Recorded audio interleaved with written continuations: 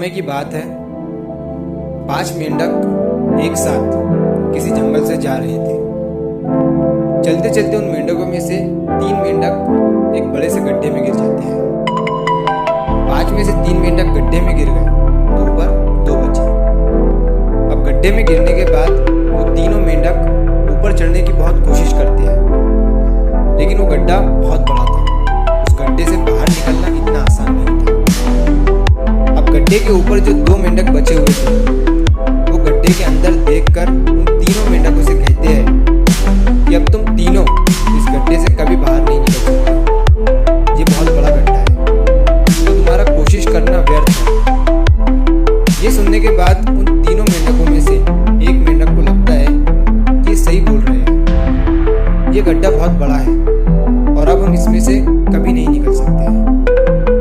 तो वो मेंढक थोड़ी कोशिश करने के बाद हार मान लेता है और उसी गड्ढे में एक जगह आराम से जाकर बैठ जाता है।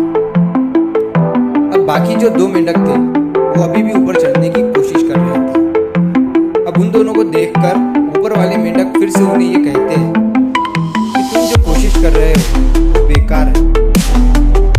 तुम इस गड्ढे से कभी बाहर नहीं निकल सकते और अब तुम्हें अपनी सारी जिंदगी इसी गड्ढे में गुजारनी पड़ेगी। अब ये सुनने के बाद जो 2 मेंढक कोशिश कर रहे थे ऊपर चढ़ने की, उनमें से एक और मेंढक को ये लगता है कि ये सही बोल रहा है। अब हम इस गड्ढे से कभी बाहर नहीं निकल सकते और वो भी हार मानकर बैठ जाता है। लेकिन अभी भी उनमें से एक मेंढक ऊपर चढ़ने की कोशिश कर ही रहा था। ऊपर वाले 2 मेंढक उसे भी कहते हैं कि क्या तुम्हें सुनाई नहीं दे रहा है? तुम दोनों ने हार मान लिया है और तुम अभी भी ये सोच रहे हो कि तुम इस बड़े से गड्ढे से बाहर निकल सकते हो।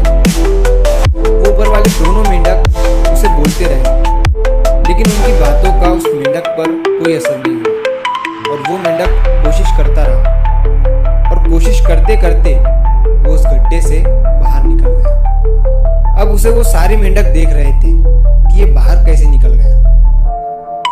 मैं आपको बताता हूँ कि वो मेंढक बाहर कैसे निकल